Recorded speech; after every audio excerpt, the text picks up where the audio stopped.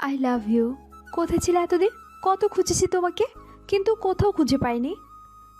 কে কে আপনি? আমি তো আপনাকে চিনিই না। ছাড়ুন আমাকে। কি ভাববে সবাই? প্লিজ ছাড়ুন। আজ আর ছাড়বই না, তোমার ফোন দাও। এ কথা বলেই ফোনটা নিয়ে কি যেন করে আবার ফোনটা দিল। আমার নাম্বার তোমার ফোনে দিলাম, ক্লাস শেষে আমাকে কল করবে। আর যদি কোনো মেয়ের দিকে তাকিয়েছো তাহলে চোখ উপড়ে ফেলবো তোমার। কথাগুলো বলেই মেয়েটি চলে যাচ্ছে। হঠাৎ করে মেয়েটি পিছন ফিরে মুচকে হাসি দিয়ে চলে গেল। এবার মেয়েটাকে ভালো করে দেখলাম। মেয়েটার চুল যেন পাহাড়ের ঝর্ণা, চোখ যেন ছোড়াবালি, হাসলে যেন মুক্তা ঝরে, তার কোমর যেন আঁকা পাখা নদী। নিজের অজান্তেই হেসে উঠলাম। যা, কি ভাবছি এসব? ও সরি, আমার পরিচয়টাই তো দিলাম না। আমি রকি, আর আজ এই কলেজে আমার প্রথম দিন। কলেজের গেটে ঢুকতেই একটা মেয়ে এসে জড়িয়ে ধরল, আর বাকিটা তো আপনারা নিজ চোখেই দেখলেন। নিচে তাকিয়ে দেখি একটা নূপুর পড়ে আছে। বুঝতে বাকি রইল না যে এটা নূপুরটা কার। নূপুরটা তুলে পকেটে রেখে দিলাম, পরে ফিরিয়ে দেওয়ার জন্য। এই যে হিরো, কলেজে এসে বড়লোকের সুন্দরী মেয়ে পেলে। যাই হোক, আমি পিয়াল, তৃতীয় বর্ষে পড়ি। তুমি? ও, আমি রকি, আমিও তৃতীয় বর্ষে। সমস্যার কারণে টিসি নিয়ে এখানে ভর্তি হয়েছি। আপনার বাসা কোথায়? হয় ফ্রেন্ডের মাঝে নো তুমি, নো আপনি, অনলি তুই। আর আমার বাসা বাইরে। এখন চল ক্লাসে, দেরি হয়ে যাচ্ছে। ওকে চলো। আমরা দুজন ক্লাসে গেলাম, কিন্তু ক্লাসে মন বসছে না। শুধু ওই মেয়েটার ব্যাপারটা আমাকে ভাবাচ্ছে। কে এই মেয়ে? কেন এমন করলো? এই যা, ওর নামটাও তো জানা হলো না। আইডিয়া, নূপুর ফেরত দেওয়ার সময় ওর নাম জানা যাবে। ক্লাস শেষ করে চলে যাব ভাবছি, তখনই পিয়াল এসে টেনে নিয়ে যাচ্ছে। কিরে, আমাকে কোথায় নিয়ে যাচ্ছিস? চল, আমার সব বন্ধুর সাথে তোর পরিচয় করিয়ে দিই। মাই ডিয়ার ফ্রেন্ড, এ হচ্ছে রকি, আমাদের নতুন বন্ধু। রকি, এরা হচ্ছে মারুফি, রূপা, রেমি, তুনা, নাইম, আসাদ। ওই থাম, এত নাম আমি মনে রাখতে পারবো না। আস্তে আস্তে সবার সাথে পরিচিত হব। চল কিছু খাই। সবাই খেতে গেলাম। ক্যান্টিনের পাশেই দেখলাম সেই মেয়েটা, তার বন্ধুরা সব বসে আছে। ওই তোরা খা, আমি আসতেছি এখনই। ওকে, যা। ওদের পাশে গিয়ে মেয়েটাকে জিজ্ঞেস করলাম, তোমার নাম কি? মুন। কিন্তু আপনি কে? আমাকে চেনো না? সকালে জড়িয়ে ধরে লাভ ইউ বললা, নাম্বার নিলা। ওরা সকলে হেসে উঠল। মনের পাশে থাকা ছেলেটি বলল, আরে বোকা, ওটা আমাদের বাজে ছিল। আর মনের মতো বড় লোকের মেয়ে ভালোবাসবে তোর মতো ফকিন্নিকে? দেখো, এটা আমাদের বাজে ছিল। যে প্রথম কলেজে ঢুকবে তাকে জড়িয়ে ধরে লাভ ইউ বলতে হবে। আর তুমি তখন ঢুকেছো, তাই যা হবার হয়ে গেছে। সো এসব ভুলে যাওয়াই তোমার জন্য ভালো হবে। তোমরা মেয়েরা এমন কেন? কেন এমন করো? ইমোশন নিয়ে কেন খেলো? ইচ্ছা করছে তোমাকে একটা থাপ্পড়। কথাটা শেষ করার আগেই শাওন আমায় ঘুষি মারলো। সহ্য করতে না পারে মাটিতে পড়ে গেলাম। তখন শাওন আমার পেটে লাথি মারতে মারতে বলল, কুত্তার বাচ্চা, তুই মারবি মনকে? তোর এত সাহস, আজ তোকে মেরেই ফেলবো আমি। শাওন, ওকে ছেড়ে দাও। ওর মতো ফকিন্নিকে মেরে তোমার হাত নোংরা করো না। তখন পিয়াল ও তার বন্ধুরা এসে শাওনকে বাধা দিল। দেখো শাওন, ও নতুন, তাই কিছু না বুঝে এসব বলেছে। প্লিজ ওকে মাফ করে দাও, ও আর এমন কিছুই করবে না। ওকে সব বুঝায় দে, আর বলে দে যেন আমার সামনে না আসে। ওরা দুজন চলে গেল, আর আমি পিয়ালরা আমাকে ধরে বট গাছের নিচে বসালো। শাওন আর মন, কারা এরা? এদেরকে সবাই ভয় পায় কেন? এরা দুজন দুজনের বন্ধু। মন হচ্ছে এই শহরের মেয়র রাশিকের মেয়ে, আর শাওন হলো এই শহরের ডন মিঠুর ছোট ভাই। ওরা দুজনেই খুব পাওয়ারফুল, তাই কেউ ওদের বিরুদ্ধে কিছু বলার সাহস পায় না। প্লিজ কয়েকদিন তুই কলেজে আসিস না, না হলে ও তোকে মেরেই ফেলবে। এই রকি, পাগল হয়ে গেলে নাকি? নিশ্চয় মার খেয়ে পাগল হয়ে গেছে। চল, একে এর মেসে দিয়ে আসি। লাগবে না, আমি একাই চলে যাচ্ছি। আর কিছু না বলে আমি উঠে হাসতে হাসতে চলে গেলাম। ওরা সবাই অবাক হয়ে আমার দিকে তাকিয়ে আছে। পরদিন সকালে আবার কলেজে আসলাম। সবাই আমাকে দেখে অবাক। ভেবেছে আমি হয়তো সপ্তাহখানে আসবই না। মনকে কোথাও দেখতে পেলাম না। শাওন আমার দিকে ধেয়ে আসে, এসে বুকে লাথি মেরে ফেলে দেয় আর বলে, কুত্তার বাচ্চা, তোকে আসতে মানা করেছিলাম। তুই তাও আসলি, তোকে তো আজ মেরেই ফেলব। বলে আবার মারতে থাকলো। হঠাৎ থেমে গিয়ে ফোন বের করে কাকে জানি ফোন দিয়ে কলেজে রাখলো। আমাকে একটা গাছের সাথে বেঁধে রাখলো। কেউ ভয়ে বাধা দিচ্ছে না। 10 মিনিট পর কলেজে 3টা কালো কার ঢুকলো। কারগুলো ঠিক আমার সামনে দাঁড়ালো। মাঝের কার থেকে নেমে এলো লম্বা একজন লোক। তার পরনে লম্বা একটা কালো কোট, মাথায় লম্বা টুপি, মুখে দাড়ি। বাকি দুটো কার থেকে নেমে এলো কালো টি শার্ট পরা কিছু লোক। তাদের সবার হাতেই হকি স্টিক। তারা সবাই আমার সামনে এসে দাঁড়ালো। শাওন টুপি পরা লোকটার কাছে গিয়ে বলল, নাসিম ভাই, এই সেই ছেলে যার কথা আমি তোমাকে বলেছিলাম। রকি, কলেজে নতুন তুই? জি ভাই, গতকালকেই এসেছি। আমি কিছু করিনি ভাই, তারপরেও এরা আমাকে খুব মেরেছে। শাওন, রকি যা বলছে তা কি সত্যি? না ভাই, ও সব মিথ্যা বলতেছে। আর হ্যাঁ, ও মুনকে জড়িয়ে ধরে আই লাভ ইউ বলেছে। না, আমি এমন কিছুই করিনি। আমাকে অনেক মেরেছে ভাই, দয়া করে আমাকে ছেড়ে দেন ভাই। কিন্তু নাসিম ভাই কেমন যেন শান্ত হয়ে গেল। পকেট থেকে একটা সিগারেট বের করে মুখে দিল। পিছন থেকে একটা ছেলে এসে আগুন ধরিয়ে দিল। ভাই সিগারেট শেষ করে একটা ছেলের হাত থেকে হকি স্টিক নিয়ে আমার সামনে এসে দাঁড়ালো।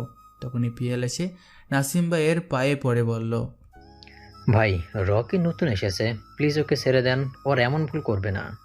পিয়ালের পেটে লাথি মেরে ফেলে দিল শাওন। সরে যা সামনে থেকে, না হলে তোকেও আজ মেরে দিব। রকি আর আমাদের মাঝে যদি কেউ আসে তাহলে তার লাশ পড়বে। পিয়াল দূরে সরে গেল, সবাই পিছিয়ে গেল। কেউ কিছুই বলছে না, শুধু দাঁড়িয়ে দাঁড়িয়ে মজা করছে। নাসিম ভাই হাসতে হাসতে হকি স্টিক দিয়ে আমাকে পিটাতে লাগলো। কেউ সাহায্য করতে এগিয়ে আসছে না। আমি চিৎকার করে কাঁদতে লাগলাম। অনেক অনুরোধ করলাম, তাও উনি আমার কোনো কথা শুনছে না, অমানুষের মতো পিটাচ্ছে। ঠিক তখনই ওনার ফোনে একটা কল আসে। উনি থেমে অনেক শান্তভাবে যেন কথা বলল ফোনে। কল কেটে দিয়ে বলল, শাওনি, কুত্তার বাচ্চাকে এমন মারবি যাতে 1 মাস উঠে দাঁড়াতে না পারে। আর একটা জরুরি কাজ আছে, আমাকে এক্ষুনি যেতে হবে। ওকে ভাই, চিন্তা করবেন না, একে তো আজ এত সহজে আমি ছাড়বো না। আর কিছু না বলে নাসিম গাড়ির দিকে এগিয়ে যেতে লাগলো, কিন্তু কারে ওঠার আগে পেছনে ফিরে বলল, মনের দিকে যে চোখ তুলে তাকাবি তার চোখ আমি উপড়ে ফেলবো। এই বলে নাসিম কারে করে চলে গেল। আজ তোকে আমি ছাড়বো না, আজকে তুই গেলি। বলি পেটাতে শুরু করলো। অনেক অনুরোধ করলাম, কিন্তু কোনো কাজ হলো না। ও পেটাতেই থাকলো আমাকে। হঠাৎ করে কলেজে পুলিশের গাড়ি ঢুকতে লাগলো। পরপর 4টা গাড়ি ঢুকলো। পুলিশ এসে আমাদের সামনে দাঁড়ালো। এরপর শাওনকে বাধা দিল, কিন্তু শাওন কিছুতেই থামছে না। তখন একটা পুলিশ ওকে থাপ্পড় মারলো। শাওন থেমে গেল। অফিসার নেম প্লেটে দেখলাম ওনার নাম নিটুল।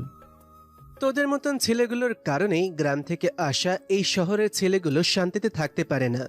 অফিসার, কাজটা তুই ঠিক করলি না। তুই জানিস না আমি কে, তোর 12টা আমি বাঁচাবো। চল শালা, আগে তোকে থানায় নিয়ে যে এমন থার্ড ডিগ্রি দেব, বাপের জন্ম ভুলবি না। নিয়ে যান, কিন্তু মাত্র 30 মিনিটের মধ্যে আমাকে ছেড়ে দিতে বাধ্য হবে। ওকে, দেখা যাবে। অফিসার ওকে নিয়ে গেল। এদিকে পিয়ালরা আমাকে ধরে হসপিটালে নিয়ে আসলো। আমার হাঁটার শক্তিও নেই। একটু পরেই আমি জ্ঞান হারিয়ে ফেলি। আর কিছু মনে নেই আমার। এদিকে থানায় নিয়ে এসেছে শাওনকে। ইন্সপেক্টর নিটোল নতুন জয়েন করেছে এই থানায়। 13 মিনিট তো হয়ে গেল, কিন্তু এখনো তো তোর কোনো বাপ এলো না তোকে নিতে। একটু বেশি বলছিস অফিসার। একবার শুধু বের হই, তারপর তোদের বোঝাবো যে এই শাওন কে চিনিস। তবে রে, দাঁড়া, তোকে এখনই বোঝাচ্ছি যে এই নিটল কি জিনিস। এই বলে অফিসার ওকে মারার জন্য লাঠি নিয়ে শাওনের দিকে এগোতে লাগলো। ঠিক তখনই একটা বুলেট নিটোলের গা ঘেঁষে গিয়ে দেয়ালে লাগলো। নিটোল ছিটকে পড়লো একদিকে। শাওন হাসতে লাগলো। নিটোল সামনে তাকে দেখে একজন নীল কালারের কোট পরে একজন দাঁড়িয়ে আছে, ঠিক তার পেছনে আরও দুজন দাঁড়িয়ে। আরও অবাক হয়ে যায় নিজের চেয়ারের দিকে তাকিয়ে। ওখানে একজন পাঞ্জাবি পরা লোক বসে আছে। নিটোল ভাবে, কারা এরা? এটা তো সাধারণ কেউ না। কারা আপনারা? এভাবে থানায় গুলি চালানোর সাহস হয় কি করে? ওরা কিছু না বলেই হাসতে থাকে। তখনই নিটলের সহকর্মী নাসির এগিয়ে এসে কানে কানে বলে, স্যার, এরা সাধারণ কেউ না। সামনে নীল কোট পরা লোকটি হলো মিঠু, এই শহরের সবচেয়ে বড় ডন। আর ওর পিছনে দাঁড়িয়ে থাকা 2 জন হলো মিঠুর ডান হাত, নাসিম আর মারুফ। আর আপনার চেয়ারে বসে থাকা লোকটি হলো এই শহরের মেয়র রাশিক। কিন্তু এরা দল বেঁধে এখানে কেন? ভুল করছেন স্যার, শাওন হলো মিঠুর ছোট ভাই। নিটোল একটু ঘাবড়ে গেল। তখনই মিঠু বন্দুক তাক করলো নিটোলের দিকে, কিন্তু পরক্ষণেই গুলি করে হাজতের তালা ভাঙলো। শাওন বেরিয়ে গেল। কি অফিসার, পারলে আমাকে আটকাতে? নিটল কিছুই বলছে না, হাত মুষ্টি করে আছে। আশা করি আমাদের পরিচয় পেয়ে গেছেন। নতুন বলে ছেড়ে দিলাম, নেক্সট টাইম এমন ভুল করলে গুলিটা বুকেই লাগবে। ওরা আর কিছু না বলেই চলে গেল। নিটোল বাইরে তাকিয়ে দেখে প্রায় 10টা কার বাইরে দাঁড় করানো। নিটোল চেয়ারে বসে রুমাল দিয়ে ঘাম মুছে গভীর চিন্তায় মগ্ন হয়ে গেল। হসপিটালে রকির এখনো জ্ঞান ফেরেনি, জানি না কি হবে। চিন্তা করিস না, সব ঠিক হয়ে যাবে। আইসিইউ থেকে ডক্টর বেরিয়ে এসে বলল, রোগীর অবস্থা ভালো না, অবস্থা আমাদের নাগালের বাইরে, কিন্তু যদি আজকের মধ্যে জ্ঞান ফেরে তাহলে ওকে বাঁচাতে পারবো। এই বলে ডক্টর চলে গেল। তোরা সবাই চলে যা, আমি আর নাইম এখানে আছি, তোরা কাল সকালে আবার আসবি। ওকে, নিজের খেয়াল রাখিস তোরা। প্রায় 3 ঘন্টা পর আমার জ্ঞান ফেরে। চোখ খুলে দেখি পাশে পিয়াল আর নাইম বসে। ওরা দুজন খুব খুশি হলো। কি রে, আমাকে এখানে এনেছিস কেন? তা কোথায় নিয়ে যেতাম, কবরস্থানে? এত সহজ? চল এখন বাসায় যাব। পাগল হয়ে গেছিস তুই? তোকে ওরা যেভাবে মেরেছে তাতে তুই পুরো 1 মাস উঠে দাঁড়াতে পারবি না। তাই নাকি? বলি উঠে দাঁড়ালাম। ওরা দুজন আমার দিকে এমনভাবে তাকাচ্ছে, মনে হয় ওরা ভূত দেখেছে। আমি আর হাসি আটকে রাখতে পারলাম না। তুই মানুষ না, গন্ডার রে। ধরে নে গন্ডার, চল এখন। ঠিক আছে, কিন্তু প্লিজ তুই সপ্তাহখানেক কলেজে আসবি না। আচ্ছা ঠিক আছে, আমাকে মেইন রোডে নামিয়ে দিস। শাওন এখন কোথায়? ওকে ওর ভাই সারিয়ে নিয়ে গেছে। আচ্ছা চল এখন। হসপিটালের বিল পেমেন্ট করে ওরা আমাকে নামিয়ে দিয়ে গেল। ওরা আমার দৃষ্টির সীমানার বাইরে চলে গেল। অনেক দিন পর একাই এই রাস্তায় হাঁটছি, কোলাহল মুক্ত রাস্তা। তবে আগে অনেক হেরেছি এই রাস্তায়, এখন আর তেমন আশা হয় না। অনেক চিন্তা মাথায় এসে ঘুরপাক খাচ্ছে। হঠাৎ তখনই পিছন থেকে একটা নীল কার অনেক জোরে এসে আমার সামনে দাঁড়িয়ে গেল। কার থেকে একটা মেয়ে লাঠি হাতে নিয়ে নেমে আমার সামনে এসে দাঁড়ালো। বোন তুমি? কেন, অন্য কাউকে আশা করেছিলে? না। হাতে লাঠি কেন? পেটাবে আমাকে? ওদের দ্বারায় পিটিয়ে শান্তি পাওনি? কি ক্ষতি করেছি আমি তোমাদের? অনেক স্বপ্ন নিয়ে এসেছি এই শহরে, কিন্তু তোমরা সব শেষ করে দিচ্ছ। দাঁড়িয়ে আছো কেন? নাও পেটাও। আমি জানতাম না ওরা তোমাকে এভাবে মারবে। আর আমি সত্যি বলছি, আমি তোমাকে মারতে বলিনি। প্লিজ আমাকে মাফ করে দাও। আর যদি মাফ না করো তাহলে এই নাও লাঠি, পেটাও আমাকে। এসব নাকামি বাদ দাও আর দয়া করে আমার পিছু ছেড়ে দাও। আর কিছু না বলে চলে আসলাম আমি। পিছন থেকে মন অনেকবার ডেকেছে আমাকে, কিন্তু আমি কোনো উত্তর দেইনি। বাসায় এসে শুয়ে পড়লাম। ভাবতে লাগলাম, মনকে ফেলে এসে কি কাজটা ঠিক করলাম? যদি কিছু হয়ে যায়, দূর, তাতে আমার কি? ওরা বড় লোকের মেয়ে, সব পারে ওরা। ভাবতে ভাবতে ঘুমিয়ে গেলাম। ভাই, ওখানে ওই টাইমে পুলিশ আসলো কেন? আমি কিভাবে বলবো, হয়তো ওই ছেলেটার বন্ধুরা ফোন করেছিল থানায়। ঠিক বলেছ, না হলে আর কারো সাহস নেই ফোন করার। ওই ফোকের নেতের তো আমি ছাড়বো না। তবে রকিকে যেভাবে মেরেছি তাতেও আগামী 1 মাস উঠে দাঁড়াতে পারবে না। তা যা বলছিস। অনেক রাত হলো, বাসায় যাবি কখন? এখনই যাব। আজ তাহলে উঠি। ওকে, সাবধানে যা। শাওন বাইক নিয়ে সিগারেট ধরিয়ে নির্জন রাস্তা দিয়ে যাচ্ছে, কিন্তু হঠাৎ করে সাদা একটা কার এসে সজোরে ধাক্কা মারল। শাওন বাইক থেকে রাস্তায় পড়ে গেল। শাওন হাতে খুব আঘাত পেয়েছে, হাত থেকে রক্ত পড়ছে। স্বপন দেখল কার থেকে নেমে এলো কালো মাস্ক পরা একটি লোক। লোকটি শাওনের দিকে এগিয়ে আসলো, তার হাতে ছিল একটা গান। হ্যালো রকি, কোথায় তুই? কেন, কি হয়েছে? কাল রাতে কি হয়েছে কিছু শুনিসনি? না, কেন, কি হলো আবার? কাল রাতে কারা যেন শাওনকে পিটিয়ে ওর বাসার সামনে রেখে গেছে। কিছু না বলে ফোন কেটে দিলাম। কি হচ্ছে এসব? কে করলে এমন? ওর কোনো শত্রু নাকি ও এসে গেছে? আর কি ভাবছি, ও আসবে কিভাবে? ও তো অনেক দূরে। কিন্তু ও তো এটাও বলেছে যে ও সবখানেই থাকে। কিছু মাথায় আসছে না। কি হচ্ছে এসব? ঠিক তখনই দরজায় কে যেন ঠোকা দিল। আমি ভয়ে ঘামতে লাগলাম। কে কে ওখানে? আমি নিটোল। দরজা খুলে দিলাম। স্যার আপনি তা কি মনে করে এখানে? এমনি আসলাম। কেন আসা যাবে না? না তা নয়। রকি, তুমি তো গ্রাম থেকে এসেছো তাই না? জি স্যার, কিন্তু একথা কেন? এই শহরে তোমার কোনো আত্মীয় আছে? না। তুমি শাওনকে মেরেছো? না। কি বলছেন স্যার? আমি? ওর বাইকে চেনেন? আমাকে শেষ করে দেবে। তা অবশ্য ঠিক। আর তুমি একটু সাবধানে থেকো। এই বলে উনি চলে গেল। আমি ভাবতে লাগলাম কি হচ্ছে এসব।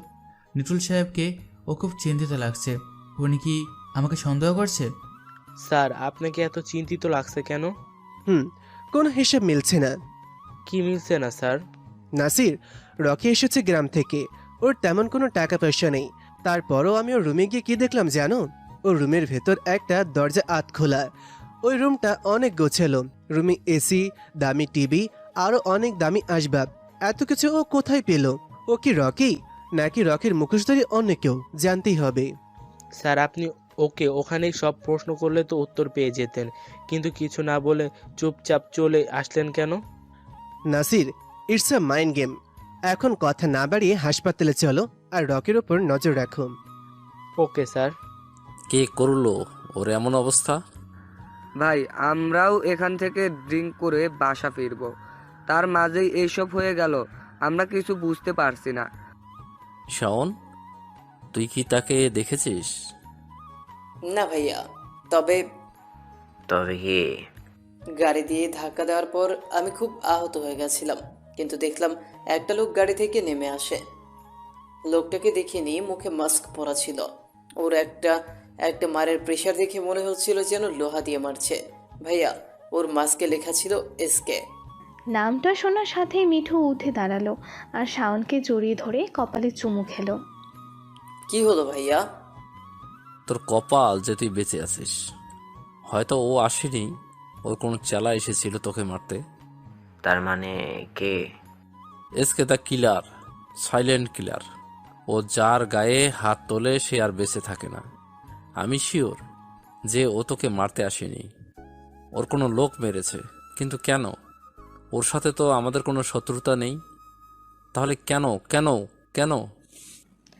সবাই কেমন জানি চুপসে গেল। তখন ডক্টর এসে বলল, আজ বাসায় নিয়ে যেতে পারেন, তবে কয়েকদিন রেস্টে থাকতে হবে। ওকে। আজ 1 সপ্তাহ পর কলেজে যাচ্ছি। মন সামনে দাঁড়িয়ে আছে। শাওনকে আশেপাশে কোথাও দেখতে পেলাম না। যাই হোক, আজ একটু শান্তিতে দেখা যাবে। মন আমার দিকে এগিয়ে আসছে। কেমন আছো রকি? যেমনই তাকে না কেন, তাতে তোমার কি? এভাবে কথা বলছো কেন? আমি তো সরি বলেছি নাকি? কিন্তু আমি কিছু বলিনি। ভালোবাসার কথা বলেছিলে আমাকে, কিন্তু তার একটু পরই তুমি আর শাওন যেমন করেছো। থাক, এসব আমি আমার মনে করতে চাই না। তুমি তোমার মতো থাকো আর আমি আমার মতো। মনকে আর কিছু বলার সুযোগ না দিয়ে চলে আসলাম। দূরে পিয়াল মারফিরা বসে আছে। ওদের দিকে এগিয়ে যেতে লাগলাম, কিন্তু সেখানে কিছু ছেলে ওদের নোংরা কথা বলে বিরক্ত করছে। আশেপাশের কেউ কিছু বলছে না। আপনাদের বাসায়ও মা বোন আছে, তাদের সাথে আমি এমন করলে আপনাদের কেমন লাগতো? কুত্তার বাচ্চা, কি বললি তুই? আমি কুত্তার বাচ্চা আর তুই কি? কথাটা শেষ করার আগেই পিছন থেকে কেউ একজন মাথায় বাড়ি মারলো। আমি নিচে পড়ে গেলাম। তাকিয়ে দেখলাম ওটা মারুফ। বল শালা, কি বলবি বল। আমার ইচ্ছা হয় আমি মেয়েদের গায়ে হাত দিব, তাতে তোর কি? তোর এত ফাটে কেন? আমি কিছু না বলে চুপচাপ থাকলাম। কিন্তু আর কতদিন এভাবে চুপচাপ থাকবো? আর কত অত্যাচার সহ্য করব? সময় কি এসে গেছে সব কিছুর? মারুফের দিকে মারুফের এক ছেলা মারুফের ওড়না ধরে টানছে।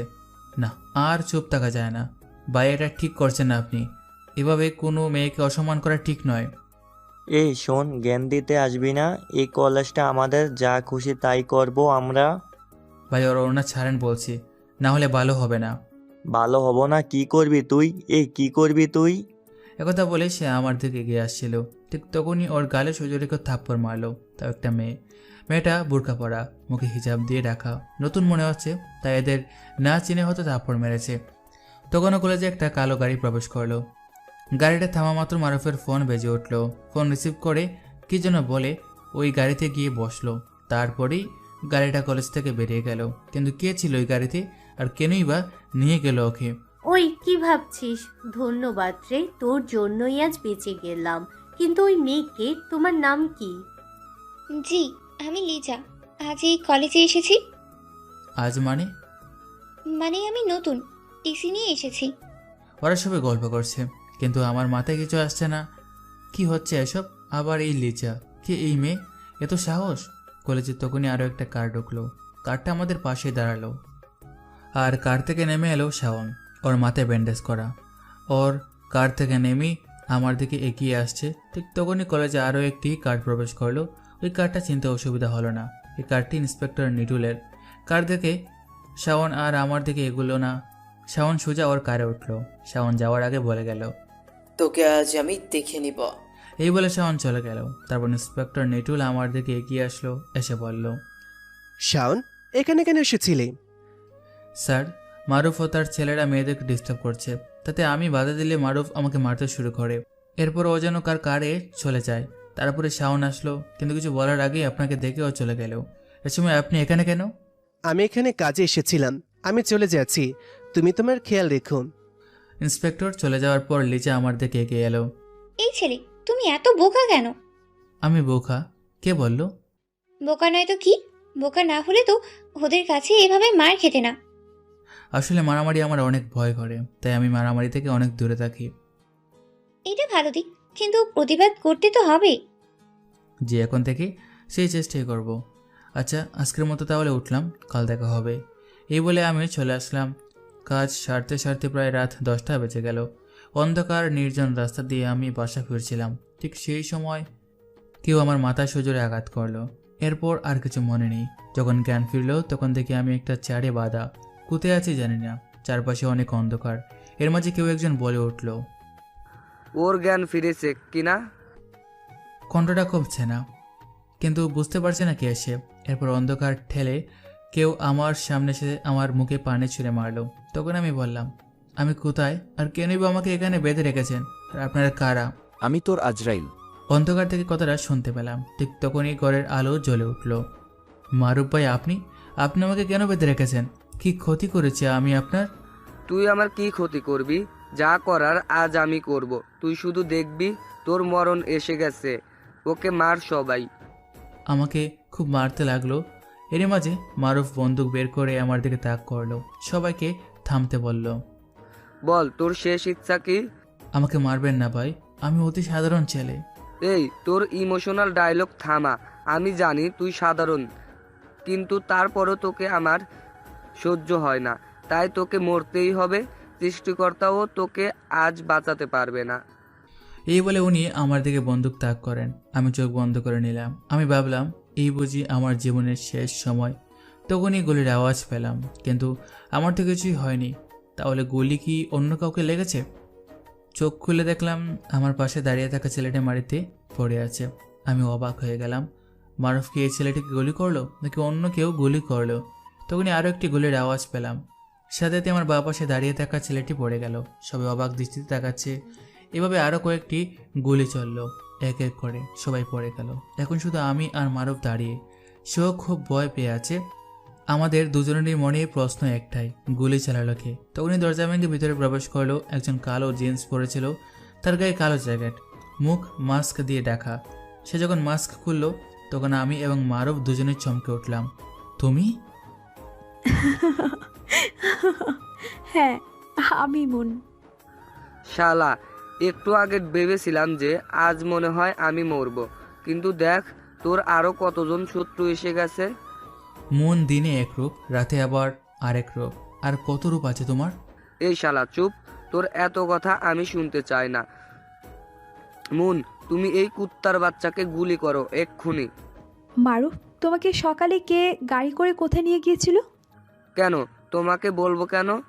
শেষবারের মতো বলছি, বল কোথায় গিয়েছিলে? না, বলবো না, মরে গেলেও না। কথাটা শেষ করার সাথে সাথেই মারুফের পায়ে একটা গুলি লাগলো। মারুফ বসে গেল। আমি অবাক হয়ে মনের দিকে তাকালাম। এটা কি সত্যি মন নাকি অন্য কেউ? তুমি আমাকে মারলে? মারুফ, বলো কাল কোথায় গিয়েছিলি? না, বলবো না। আরও একটি গুলি লাগলো মারুফের হাতে। মন চালালো গুলিটা। বলবি কি না? বলছি, এখনই বলছি। তখনই মারুফের কপালে একটা গুলি লাগলো। গুলিটি কপাল ভেদ করে পেছনের দেওয়ালে গিয়ে লাগলো। মন আমার দিকে তাকালো। আমার দিকে বন্দুক তাক করে বলল, রকি, গুলিটা তুমি চালিয়েছো? না, আমি কোনোদিন বন্দুক হাতে নেইনি। আর আমি চালাবো গুলি? আমি চালাইনি, আর তুমিও চালাওনি। তাহলে চালালো কে? তাহলে কি এখানে তৃতীয় কোনো ব্যক্তি আছে? যে কে সে? রকি, তুমি ওইদিকে খোঁজো, আমি এই দিকটা দেখছি। এই বলে মন চলে গেল। আমি খুঁজতে লাগলাম, কিন্তু কাউকে পেলাম না। মন কাউকে পেল না। মন ফিরে এসে বলল, কাউকে দেখতে পেলে? না, কাউকে দেখতে পাইনি। মন, আমার কিছু প্রশ্ন আছে, তার উত্তর দাও। আগে বলো, কে তুমি? এটা পরে জানলে হয় না? একটু যখন দেখছো, ধৈর্য ধরো, পুরোটাই জানতে পারবে। এখন এখানে এসব কথা বলার সময় নেই। মন আমার হাত ধরে টানতে টানতে চলে গেল। আমি অবাক হয়ে ওর দিকে তাকিয়ে আছি। আমি কাকে দেখছি? এটা কি মন, না কোনো রকস্টার? তার কি আসল পরিচয়? তখনই দেখলাম আড়ালে কেউ একজন দাঁড়িয়ে। তাকে চিনতে আমার অসুবিধা হলো না, কারণ এটা ছিল লিজা। মনকে বললাম, তুমি চলে যাও, আমি একাই যেতে পারবো। এই যে বুদ্ধু, মার খেয়ে বেহাল দশা হয়েছে, আর এখন হিরোগিরি দেখাচ্ছ। চল আমার সাথে। মন আমার হাত ছাড়া বলছি। বললাম তো একাই যেতে পারবো। মন আর কিছু না বলে ওর বাইকে উড়ে চলে গেল। আমি লিজাকে খুঁজতে লাগলাম। হঠাৎ করে লিজা আমার সামনে এসে গেল। লিজা, তুমি এখানে কেন? আমার কথা বাদ দাও, তার আগে বলো তুমি এখানে কেন রকি? তোমার সাথে ও কে ছিল? লিজা, আমি জানি না। ওকে আমি চিনতে পারিনি, কারণ ওর মুখ ঢাকা ছিল। কিন্তু তুমি এখানে কেন? আমি এদিক দিয়ে বাসায় ফিরছিলাম, তখনই কারো চিৎকারের আওয়াজ পেলাম। আওয়াজ শুনে এদিকে আসলাম, এসে দেখি ওই লোকটা তোমার হাত ধরে টানছে। ও আচ্ছা, সাবধানে বাসায় যাও। আমিও বাসায় গেলাম। এই বলে আমি চলে আসলাম। বাসায় এসে ফ্রেশ হয়ে শুয়ে পড়লাম আর ভাবছিলাম, কে এই মন, কি তার আসল পরিচয়? আর পিছন থেকে মারুফের কপালে গুলি চালালো কে? আর লিজা ওখানে কেন? সে কি সত্যি বাসায় ফিরছিল, নাকি অন্য কোনো কারণে সেখানে গিয়েছিল? নাকি লিজা পিছন থেকে গুলি চালালো? মিলছে না কোনো হিসাব, মিলছে না। কাল কলেজে গিয়ে এক এক করে সব রহস্য উদ্ঘাটন করতে হবে। ভাবতে ভাবতে ঘুমিয়ে পড়লাম। পরদিন সকালে ঘুম ভাঙলো পিয়ালের ফোনে। কিরে, এখনো পরে পরে ঘুমাচ্ছিস? দোস্ত। আর কত ঘুমাবি? দেখ 9টা বাজে। আর আজকে একটা গরম খবর আছে, তাড়াতাড়ি কলেজে চলে আয়। আর দেরি না করে উঠে পড়লাম। ফ্রেশ হয়ে কলেজের দিকে রওনা হলাম। কলেজে গিয়ে দেখলাম মন একাই মন খারাপ করে বসে আছে। ওর কাছে গিয়ে বসলাম। আমাকে দেখে বলল, তুমি কি জানতে চাও? তা আমি জানি। বলো তাহলে, কে তুমি? কি তোমার পরিচয়? তুমি কি রকস্টার নাকি গ্যাংস্টার? কি উদ্দেশ্য তোমার? শুনতে চাও? শোনো তাহলে। আজ থেকে প্রায় 7 বছর আগের কথা। হেসে খেলে আমার দিন যাচ্ছিল। একদিন আমি বাবার ড্রয়ার খুললাম, সেখানে একটা বন্দুক ও একটা ডায়েরি খুঁজে পেলাম। সেখানে যা দেখলাম তাতে জানলাম আমি মেয়র রাশিকের মেয়ে নই। কিন্তু তিনি আমাকে কোথায় পেয়েছেন, কিভাবে পেলেন, এসব কিছুই লেখা নেই। আমার আসল মা বাবার পরিচয় লেখা নেই। তিনি আমাকে তার নিজের মতো করে মানুষ করেছেন, সেটা ভালোবেসে নয়, তার স্বার্থের জন্য। তার ইচ্ছা আমাকে আন্ডারওয়ার্ল্ডের কুইন বানিয়ে পুরো শহরে সে একাই রাজত্ব করবে। যখন আমি জানতে পারলাম, তখন তাকে সব জিজ্ঞাসা করলাম, কেন করলেন এমন আপনি আমার সাথে? তিনি আমাকে বললেন, এটাই তো মাইন্ড গেম। কিন্তু একটা কথা তোমাকে বলে রাখি, তোমার মা বাবা আমার কাছেই বন্দি আছে। এই একটা কারণেই আমি তাকে কিচ্ছু বলতে পারি না। এই হলো আমার জীবনের কাহিনী। আর হ্যাঁ, যে আমাকে একবার রকস্টার কুইন রূপে দেখে, সে দ্বিতীয়বার শ্বাস নেওয়ার সুযোগও পায় না। তাই? তাহলে আমি কেন এখনো শ্বাস নিতে পারছি না? তুমি তো একটা বুদ্ধু, তোমাকে মেরে আমি কি করব? সত্যি কথা হলো, তোমাকে আমার খুব ভালো লাগে। তখন হঠাৎ লিজা এসে আমার হাত টানতে টানতে বট গাছের নিচে নিয়ে গেল এবং বলল, তুমি মনের সাথে এত কথা বলছো কেন? আজব তো, আমি কথা বলবো তাতে তোমার কি? আমার কি মানে? আমার অনেক কিছু। তোমার আমার দেখা হলো কয়েকদিন, তা দিয়ে তো কিছু? হাত ছাড়ো। এই বলে আমি চলে আসলাম। মনকে আর কোথাও দেখতে পেলাম না। দূরে পিয়ালরা বসে আছে। আমি ওদের কাছে গিয়ে বসলাম। কেমন আছিস সবাই? ভালো আর কিভাবে থাকি বল, যেসব ঘটনা ঘটছে। কি ঘটলো আবার? কিছুই শুনিসনি তুই? না তো, কি হয়েছে? গতকাল রাতে একটা বাংলায় বেশ কিছু লাশ পাওয়া যায়, তার মধ্যে একটি লাশ মিঠুর লোক মারুফের। কি বলিস এসব? কিভাবে হলো? কেমন করে হলো? আর কারা করলো? ওরা তো অনেক পাওয়ারফুল। ক্ষমতা সবসময় থাকে না, কে করেছে তা জানা যায়নি, তবে ইন্সপেক্টর নিটলে তদন্ত করছে। আচ্ছা বাদ দে সব। বাদ তো দিতেই বলবি, কারণ তোর মনে এখন প্রেমের ফাগুন চলছে। মানে কি বলিস এসব? তোরা থাক। বাবু কিছুই বোঝেন না, একদিকে লিজা, একদিকে মুন বাবুর মনে চলছে প্রেমের ফাগুন। তোদের এই প্রেম নিয়ে আমি চললাম। আর কিছু না বলে আমি চলে আসলাম, মনকে খুঁজতে লাগলাম, কিন্তু কোথাও খুঁজে পেলাম না। নাসির, খুব জটিল মনে হচ্ছে। কেন স্যার? আরে বুঝতে পারছো না? মারুফ মারুফ হচ্ছে এই শহরের নতুন ডন, মিঠুনের খুব কাছের লোক। তারপরও খুন হতে হলো তাকে। আর যারা এদের মেরেছে তারা নিশ্চয়ই খুব ক্ষমতাশালী। ঠিক বলেছেন স্যার, হয়তো ওদের সাথে কোনো শত্রুতা ছিল, তাই মেরেছে। তুমি কি একটা জিনিস খেয়াল করেছো নাসির? কি জিনিস স্যার? দেখো, সবগুলি দরজার সামনে থেকে চলেছে, তার মানে একজন এদের সবাইকে মেরেছে। কিন্তু মারুফের যে গুলিটা লেগেছে তা ওর কপাল ভেদ করে দরজার সাথে দেয়ালে লেগেছে। মানে ওর সামনে থেকে না হলে ওই জানলার পেছন থেকে গুলিটা চালানো হয়েছে। আরেকটা জিনিস দেখো, এখানে একটা চেয়ার রশি দিয়ে বাঁধা, মানে এখানে কাউকে বেঁধে রাখা হয়েছিল। কিন্তু কে? কি বলছেন স্যার? যা শুনেছো তাই। পেছনে গিয়ে জানালার পাশে ভালোভাবে সার্চ করো। Okay sir.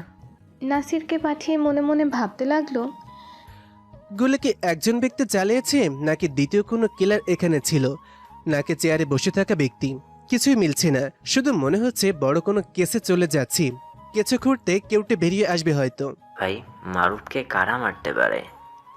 এই শহরে ওকে মারার সাহস কারও নেই। হয়তো বাহির থেকে কেউ এসেছে, খুঁজে বের করো কেউ আমাদের হাত থেকে যেন বেঁচে ফিরতে না পারে। রকস্টার কুইনকে ফোন দিয়ে এখানে ডাকো, আর ওকে বলো ও যদি এসবের সাথে জড়িত থাকে তাহলে ওর বাবা মাকে গুম করে দিব। ওকে বস। প্রথমে আমার উপর অ্যাটাকের পর মারুফ ভাই, আমাদের পেছনে কেউ পড়েনি তো? ঠিক বলেছিস শ্রাবণ, আমাদেরকে সাবধানে থাকতে হবে। জানি না আবার কখন কার উপরে অ্যাটাক হয়। আর তোরা কিছুদিনের জন্য কাজ অফ রাখ। ওকে ভাই। রাতে খেয়ে মনের কথা ভাবতে লাগলাম, ওর পায়েলটা বের করে দেখতে লাগলাম। মনকে ভালোবেসে ফেললাম না তো? এসব কি ভাবছি আমি? আমার জীবনে এসবের কোনো অস্তিত্ব নেই। এসব ভাবতেই আমি ঘুমিয়ে গেলাম। একটু পরেই ঘুম ভাঙলো পিয়ালের ফোনে। ফোন ধরে বললাম, একটু শান্তিতে ঘুমাতে দে ভাই। কোনো কথা না বলেও কাঁদতে লাগলো। কি হয়েছে, তুই কাঁদছিস কেন? দোস্ত, আমার বোনকে তুলে নিয়ে গেছে ওরা। কি বলছিস এসব? কে তুলে নিয়ে গেছে আর কোথায় গেছে? আমি জানি না, তবে ওরা নাসিমের লোক। কিছু না বলে ফোনটা কেটে দিলাম। হাত দিয়ে দেওয়ালে ঘুষিয়ে মারতে লাগলাম। হাত পেরে রক্ত বেরোচ্ছে, ভিতরে নরপোষাটা জেগে উঠছে। আবার কি করব বুঝতে পারছি না। ভাই, মালটা কিন্তু জোস। ওই, কেউ নজর দিবি না, এটা শুধু নাসিম ভাইয়ের। ভাই, নাসিম ভাইয়ের হয়ে গেলেই আমরা একটু টেস্ট করে দেখব। চুপ, এসব কথা বলিস না। নাসিম ভাই জানতে পারলে কুপিয়ে মারবে তোকে। দেখতো ওর জ্ঞান ফিরল না কিনা। না ভাই, জ্ঞান ফেরেনি। একটু টেস্ট করে দেখি ভাই, প্লিজ। ভাই, কাকে টেস্ট করবি রে কুত্তার বাচ্চা? দরজার পেছন থেকে কেউ একজন কথাটি বলল। সবাই পুরো অবাক হয়ে পেছনে তাকালো আর বলল, কে কে ওখানে? শালারে বাপ আয়া। এক ধাক্কায় দরজা ভেঙে ভেতরে প্রবেশ করলো আগন্তুক লোকটি। তার গায়ে কালো জ্যাকেট, মাথায় টুপি, মুখে মাস্ক, কালো প্যান্ট, কালো জুতা পরা। কে এই ব্যক্তি? আপনি এখানে কেন? কে আপনি? বললাম তো তোদের বাপ আমি। সবে তো খেলা শুরু, এত তারা কিসের? কথাটি বলে লোকটি দরজা লাগিয়ে দিল। পরদিন সকালে ঘুম ভাঙলো পিয়ালের ফোনে। কি খবর এখন? ভাই, কাল রাতেই বোনকে পেয়েছি। কলেজে তাড়াতাড়ি আয়, কথা আছে অনেক। ওকে দোস্ত, আসতেছি। ফ্রেশ হয়ে কলেজে চলে গেলাম। ঢুকে পিয়ালের সাথে দেখা হলো। কি বলবি বল? কাল যারা বোনকে নিয়ে গিয়েছিল আজ তাদের প্রত্যেকের মরে আছে। তাদের মৃত্যুটা অনেক ভয়ানক। কিরকম ভয়ানক? একটা রুমে 4 জনের লাশ পেয়েছে, কিন্তু ওখানে নাসিম ছিল না।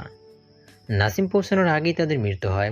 আর ওদের সবার যৌনাঙ্গ কাটা ছিল, এবং সেটা তাদের নিজের মুখে ঢুকিয়ে দেওয়া ছিল। আর আর ওদের সবার হাতে নিজের স্তন কেটে ধরিয়ে দেওয়া ছিল। কি বলিস, এত ভয়ানক মৃত্যু? ঠিকই করেছে। যারা ধর্ষণ করার চেষ্টা করে অথবা ধর্ষণ করে তাদের এমন শাস্তি দেওয়া উচিত। ঠিক বলেছিস দোস্ত। এর থেকেও ভয়ানক শাস্তি দরকার। যাই হোক, বোন ফিরে এসেছে, এটাই অনেক। কিন্তু বোনকে বাঁচালো কে? ওদের মারলো কে? হঠাৎ মন পেছন থেকে এসে বলল, তাহলে কি? ওকে আর কিছু বলার সুযোগ না দিয়ে পিয়াল বলল, এই তো এসে গেছে। ওকে, তোরা গল্প কর, আমি চলে গেলাম। এই বলে পিয়াল চলে গেল। কি বলছিলে বলো? রকি, ওদের আমি মারিনি। আমি ছাড়া এই শহরে ওদের মারার মতো কেউ নেই। তাহলে কি বাহিরে কেউ মেরেছে, নাকি সাইলেন্ট কিলার এসে গেছে? আর সাইলেন্ট কিলারের সাথে তো আমাদের কোনো শত্রুতা নেই। ওয়েট, এই সাইলেন্ট কিলারটা আবার কে? তুমি জানো না সাইলেন্ট কিলারকে? এর নাম শোনোনি তুমি? না, শুনুনি। কে এই কিলার? নাম কি তার? তুমি কি দেখেছো তাকে? না, আমি তাকে কখনো দেখিনি। আমি কেন, ওকে আজ অবধি কেউ দেখেনি। তাহলে তুমি ওকে কিভাবে চেনো? আরে বুদ্ধু, ওকে সবাই চেনে। ও যেখানে থাকে সেখানকার আতঙ্ক হয়ে থাকে। আমার মাথায় কিছু আসছে না, একটু বুঝিয়ে বলো আমাকে। ওকে শোনো, ও হচ্ছে একটা আতঙ্ক। ও কারোর সাথে শত্রুতা করে না, তবে যে ওর বিরুদ্ধে যায় তাকে শেষ করে দেয়। আর যারা ওকে দেখেছে তাদের কেউ বেঁচে থাকতে পারেনি। আর ওকে তারাই দেখেছে যাদের সাথে ওর শত্রুতা ছিল। আর আফসোস, তাদের কেউ বেঁচে নেই। তাদের প্রত্যেকের খুব ভয়ানক মৃত্যু হয়েছে। তাই? আচ্ছা, ওর কোনো গ্যাং নেই? না, ওর কোনো গ্যাং নেই। যে গ্যাং নিয়ে আসে সে গ্যাংস্টার, আর যে একাই আসে সে রকস্টার। আর সাইলেন্ট কিলার হলো রিয়েল রকস্টার। আচ্ছা, তুমি তো তাকে দেখোনি, তুমি ওর ব্যাপারে এত কিছু কিভাবে জানলে? আসলে ওর নামে একটা ম্যাগাজিন বের হয়েছে, ওটাতে এসব লেখা আছে। বুঝতে পারলাম তুমিও রকস্টার কুইন। হয়তো তোমার সাথেও ওর কোনো একদিন দেখা হয়ে যাবে। আমি তাকে খুঁজছি কেন জানো? কেন খুঁজছো? ওর সাহায্য আমার খুব দরকার, কারণ একমাত্র সাইলেন্ট কিলারই পারবে আমার মা বাবাকে ফিরিয়ে আনতে। আচ্ছা, একটা কথা বলো তো, হয়তো খুব খারাপ লোক, মানুষ খুন করে, তাহলে ও কি তোমাকে সাহায্য করবে? আমাকে কেন? সৎ পথে থেকে যারা বিপদে পড়ে তাদের সবাইকে সাহায্য করে ও। বাপরে, এ কেমন ক্যারেক্টার! এটাই ওর ক্যারেক্টার। কেউ বুঝতে পারে না ওকে, কেউ না। এসব বাদ দাও। ওকে। আই রকি, তোমার হাতে ব্যান্ডেজ কেন? এতক্ষণ তো খেয়ালই করিনি। আর বলো না, নাসিমের লোক পিয়ালের বোনকে তুলে নিয়ে গেছিল, আমাকে ফোন করেছিল। এসব শুনে সহ্য করতে না পেরে দেওয়ালে ঘুষি মারি। আহারে, আসছে আমার হিরো, কাউকে একটা ধাক্কা মারতে পারে না, দেয়ালে ঘুষি মারতে গিয়েছে। দেখি হাতটা দেখি। এই বলে মন আমার হাতটা টেনে নিল। আমি কিছু বললাম না, অপলক দৃষ্টিতে ওর দিকে তাকিয়ে আছি। কিছু চুল ওর মুখের উপর এসে পড়ছে। ইচ্ছা করছিল চুলগুলো সরিয়ে দেয়, কিন্তু আমি পারলাম না। আমার বিবেক বাধা দিচ্ছে, কারণ আমার জীবনে এসবের অস্তিত্ব নেই। কিন্তু তারপরও একটা অদ্ভুত মায়া ওর দিকে টেনে নিয়ে যাচ্ছে আমাকে। হঠাৎ মন আমার দিকে তাকালো। এসব আমি ওর দিকে তাকিয়ে আছি। দুজনে একসাথে হতেই দুজনে খুব লজ্জা পেলাম। দুজনেরই চোখ সরিয়ে নিলাম। পরপর 2 দিন খুন, এটা কি কোনো সিরিয়াল কিলারের কাজ, নাকি পরিচিত কোনো মুখ? আর একটা ব্যাপার খেয়াল করেছ? সেটা কি স্যার? শুধু মিঠুর লোকই খুন হচ্ছে, তাহলে কি ওদের কোনো শত্রু হয়ে গেছে? খুন করার স্টাইল দেখে মনে হচ্ছে এটা কোনো সাইকোর কাজ। ঠিক বলেছেন স্যার। জায়গাটা ভালোভাবে সার্চ করো, দেখো কিছু পাও কিনা, আর লাশগুলো পোস্টমর্টেমের জন্য পাঠিয়ে দাও। ভাই, কিছুই তো বুঝতে পারছি না, শুধু আমাদের লোক কেন খুন হচ্ছে? তোদের বলেছিলাম কাজ অফ রাখতে। ভাই, কাজ তো অফ ছিলই। রকস্টার কুইন এসে গেছে, তাকে দেখে মিঠু বলল, স্বাগতম রকস্টার কুইন, স্বাগতম। তোমার মা বাবাকে আটকে রাখার কারণে একের পর এক খুন করেই চলেছো। তুমি এসব কি বলছো? আমি কাউকে খুন করিনি। মন কোনো খুন করেনি, ও আমার সাথে ছিল। এই শহরে নতুন কোনো গ্যাং ঢুকেছে। বাবা, আমার মনে হয় সাইলেন্ট কিলারের কাজ এটা। ওর সাথে আমাদের তো কোনো শত্রুতা নেই, ও কেন আমাদের মারবে? যদি সাইলেন্ট কিলার হয়ে থাকে তাহলে ওর দিন শেষ, আমার হাত থেকে বাঁচতে পারবে না। জি ভাই, ঠিক বলেছো। তুমি একাই 100, তোমার কাছে সাইলেন্ট কিলার। আমি মুনকে নিয়ে বাসায় গেলাম। ওকে, আপনি যান, আর তোমরা সবাই চলে যাও। সবাই সাবধানে থেকো। সবাই যে যার মতন চলে গেল, কিন্তু সবার মনেই থেকে গেল অনেক প্রশ্ন। খেয়ে শুয়ে পড়লাম, ঠিক তখনই ফোন দিল মন। এই যে বুদ্ধু, কি করছেন? এই তো শুয়ে আছি, তুমি? আমিও শুয়েছি। একটা কথা বলো তো, পিয়ালের নিজের বোনকে তুলে নিয়ে গিয়েছিল নাসিম, হ্যাঁ, ওর নিজের বোনকে। কিন্তু আমার জানা মতে তো ওর কোনো বোনই নেই। কি বলছো তুমি? ও কেন আমাকে মিথ্যা বলবে? তোমার মনে হয় কোথাও ভুল হচ্ছে। পিয়াল আমাকে মিথ্যা বলবে না। আমি ভুল বলছি না, ওর কোনো বোন নেই। কিছু না বলে ফোন কেটে দিলাম। পিয়াল আমাকে মিথ্যা বলবে কেন? আর যদি মিথ্যা বলে তাহলে ওখানে কাকে তুলে নিয়ে গেছিল ওরা? আর আমাকে মিথ্যা বলে পিয়ালের কী লাভ? না, সব হিসাব গলে যাচ্ছে। যাই হোক, কাল সকালে কলেজে গিয়ে পিয়ালের কাছেই সব শোনা যাবে কেন আমাকে মিথ্যা বললো। সকালে উঠে দেরি না করে কলেজে চলে গেলাম। মনকে কোথাও দেখতে পেলাম না। তখন লিজা সামনে চলে আসলো। Hi silent killer. মানে কে সাইলেন্ট কিলার? আরে ঘাবড়ে গেলে কেন? এমনি মজা করলাম, আসলে তোমার আর মনের কথা শুনেছি। তাই বলো? তবে একটা সত্যি কথা কি জানো, আমি সাইলেন্ট কিলারকে চিনি। কি? কিভাবে কিভাবে চেনো তুমি? আবার বোকা বানালাম তোমাকে? রাগ করে ওর কাছ থেকে চলে গেলাম।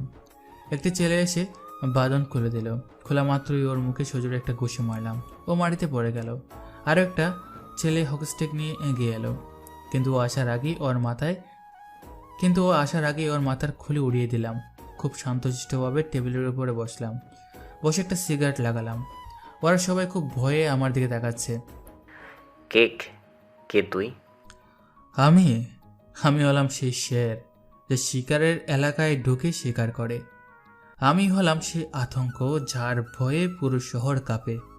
আমি হলাম সেই কিলার যাকে আজ অব্দি কেউ দেখেনি, আর যে দেখেছে সেই মরেছে। সো আজ তোরা মরবি। কে তুই? আমি সেই সাইলেন্ট কিলার। তোদের বলছিলাম না সাবধানে থাকতে, কিন্তু তোরা তা করলি না। কথাটা বলার সাথে সাথেই ওরা সবাই হাঁটু গেড়ে বসলো। ভাই আপনি এই শহরে? একটু আগে কুত্থার বাচ্চা বললি, এখন আবার ভাই? নাসিম দৌড়ে এসে আমার পায়ে পড়ে গেল। ভাই আমাকে মাফ করে দিন, আমি আপনাকে চিনতে পারিনি, ভুল হয়ে গেছে আমার, প্লিজ আমাকে ছেড়ে দেন। ভুল? হাসালি আমাকে। তুই কি জানিস না আমার কাছে ভুলের কোনো মাফ নেই? নাসিম উঠে পিছিয়ে গেল। হঠাৎ একটা বন্দুক বের করে আমার দিকে তাক করলো। সাইলেন্ট কিলার, আমরা না তুই মরবি আজ। অনেক জ্বালিয়েছিস আমাদের, কিন্তু আর না। দেখ আমরা কতজন আর তুই একাই। আমাদের সবার হাতে বন্দুক, তোর হাতে বন্দুকও নেই, খালি হাতে তুই। সো মৃত্যু আজ তোর হবেই। সাইলেন্ট কিলারের স্টোরি আজ এখানে শেষ। কি মনে করছিস তুই নিজেকে? তুই একাই সব? আমরা সব ফেল না? গুন্ডামি তুই একাই জানিস, আমরা জানি না? তোর মতো করেই তোকে মারবো। বল তোর কোথায় গুলি করবো? ওই এই জায়গা না, কোথায় বল? মাথায় নাকি বুকে? আমার একটা সিক্রেট কি জানিস? আমি কাউকে মারতে এত টাইম নিই না। একটা কথা শোন, সাইলেন্ট কিলারকে মারতে হলে প্রথম সুজিকে মারতে হবে, না হলে তাকে মারা অসম্ভব। আর তুই সেই ভুলটাই করেছিস, সুযোগ পেয়েও মারিসনি। সুযোগ? এই দেখ সুযোগ কাকে বলে। এই কথা বলেই নাসিম ট্রিগারে চাপ দিল, কিন্তু শুধু আওয়াজ হলো, গুলি বের হলো না। এতে নাসিম খুব ভয় পেল। ও বলতে লাগলো, ভাই আমাকে। আর কোনো কথা বলার সুযোগ না দিয়ে ওর বুকে একটা গুলি চালালাম। দ্বিতীয় গুলিটা ওর কপালে চালালাম। নাসিম পড়ে গেল। পাশে থাকা সবাই এসে আমার পায়ে পড়ে কাকুতি মিনতি করতে লাগলো, কিন্তু তাতে আমার এই নর পশুর মন নরম হলো না। ওদের সবার কপালে গুলি চালালাম। টেবিলের উপর বসে সিগারেট ধরালাম আর ভাবতে লাগলাম মনের সেই ছোড়াবালির মতো চোখের কথা। যত দিন যাচ্ছে আমি ততই সেই বালিতে ডুবে যাচ্ছি, পারছি না নিজেকে টেনে তুলতে। মিঠু, নাসিমের কি হয়েছে? ফোন তুলছে না কেন?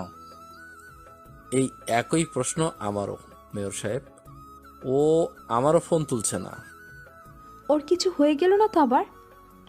ওকে মারার সাহস এই শহরে কারোর নেই। কিন্তু সাইলেন্ট কিলারের আছে। ও কি এই শহরে আছে নাকি অন্য কোথাও? খোঁজ নাও, সাইলেন্ট কিলারের ব্যাপারে খোঁজ নাও। তখনই মিঠুর ফোনে ফোন আসে। ফোন রিসিভ করে কানে দেওয়ার পরই ফোনটা ওর হাত থেকে পড়ে যায়। কি হয়েছে? কে ফোন করেছিল? নাসিম খুন হয়েছে মেয়র সাহেব।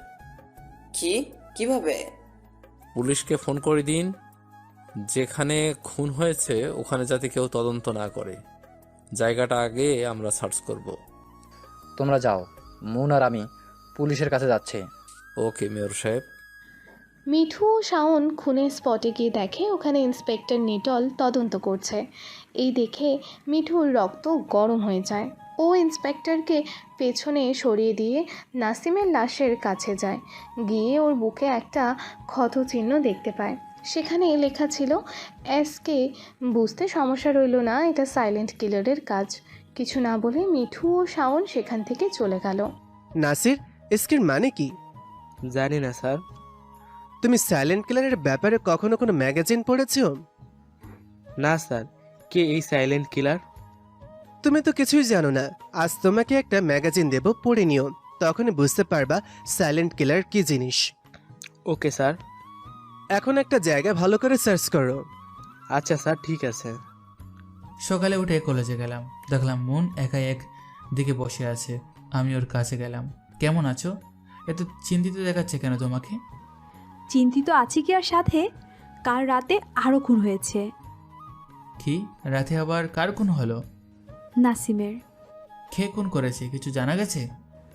সাইলেন্ট কিলার খুন করেছে। যদি জানো তাহলে তাকে ধরছো না কেন?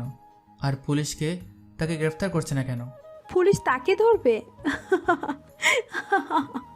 সেই সাধ্য পুলিশের নেই। আর পুরো আশার ওয়ার্ল্ড সাইলেন্ট কিলার কি খুঁজছে? আজ রাতে আমিও বের হব। কেন তুমি বের করবে কেন? সাইলেন্ট কিলারকে আমি খুঁজে বের করব। খুঁজতে হবে না, আমি সাইলেন্ট কিলার।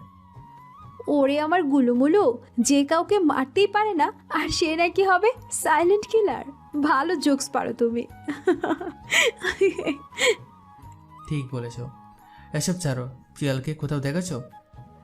না, ওকে তো দেখছি না। আমি ওকে খুঁজে পাচ্ছি না। ও কোথায় হারিয়ে গেল? সেটাই তো ভাবছি, আমাকে মিথ্যা বলে কেন হারালো? আমি একটা রহস্যের গন্ধ পাচ্ছি। প্রিয়ালের কাছে লুকিয়ে আছে অনেক কথা। ঠিক বলেছ। সাইলেন্ট কিলারকে খোঁজার আগে প্রিয়ালকে খুঁজতে হবে। ঠিক আছে। কোথায় তুমি? কিছুদিন ধরে তোমাকে দেখি না কেন? আমি আসি কোথাও না কোথাও। কোথায় আছো? তোমার আমাকে দরকার খুব।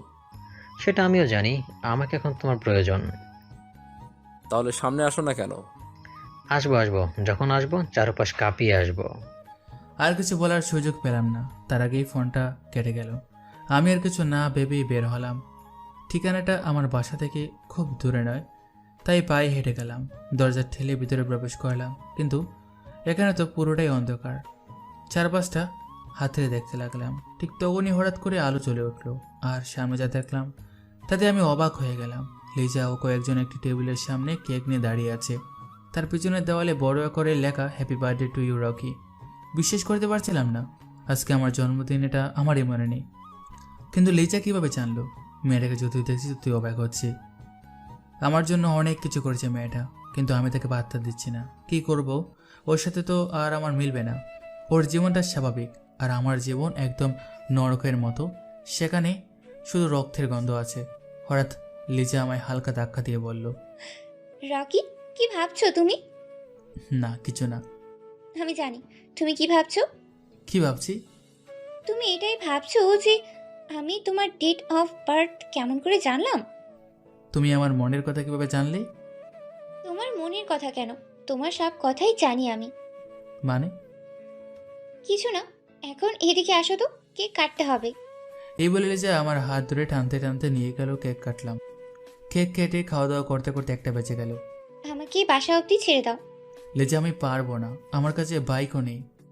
বাইক নিয়ে তো কি হয়েছে, চলো আমরা হেঁটে যাব। এই মেয়ের সাথে আমি পারবো না, তাই চুপচাপ ওর সাথে হাঁটা শুরু করলাম। তুমি কি কাউকে ভালোবাসো রকি? না। কেন? না, এমনিই বলছিলাম। তোমার কি কাউকে ভালো লাগে না? আশেপাশে কাউকেই ভালো লাগে না? আমার আশেপাশে তো কেউ নেই। কেন? আমাকে কি তোমার চোখে পড়ে না? লিজা আবেগটা কমাও, তোমাকে আমি জাস্ট ফ্রেন্ড ভাবি, এর বেশি কিছু না।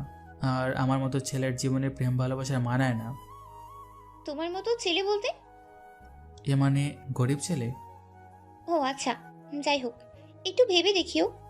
আমার বাসায় চলে এসেছি, আমি গেলাম। লিজা চলে গেল। আমি স্পষ্ট ওর চোখে পানি দেখতে পেলাম। কিছুই করার নেই আমার, জীবনের সাথে জড়িয়ে ওর জীবনটাই হয়তো চলে যেতে পারে। তাই যতই কষ্ট হোক ওকে আমার জীবনে আনবো না, এতেই ওর ভালো হবে। আনমনে হাঁটতে লাগলাম।